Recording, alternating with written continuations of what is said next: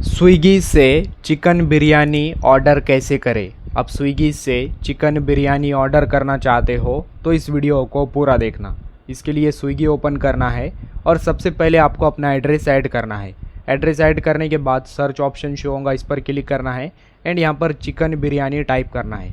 फिर टाइप करने के बाद नीचे मल्टीपल टाइप की चिकन बिरयानी सजेस्ट होंगी।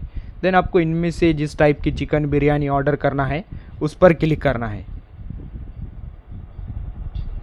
देन क्लिक करने के बाद आपने जो टाइप सेलेक्ट किया है उस टाइप के फिर से नीचे मल्टीपल बिरयानी सजेस्ट होंगे, तो आपको इनमें से जो ऑर्डर करना है उस पर क्लिक करना है।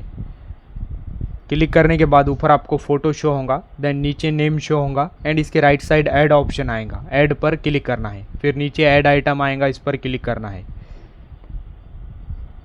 देन ऐड आइटम पर क्लिक करने के बाद कुछ इस तरह का दिखाई देगा। यहाँ पर व्यू कार्ट ऑप्शन आएगा, इस पर क्लिक करना है। देन फिर पेमेंट मेथड ओपन होगा, यहाँ पर आपको पे पर क्लिक करना है एंड पेमेंट करना है। जैसे आप पेमेंट करेंगे आपका ऑर्डर कंफर्म हो जाएगा। तो आप इस तरह से ऑर्डर कर सकते हैं।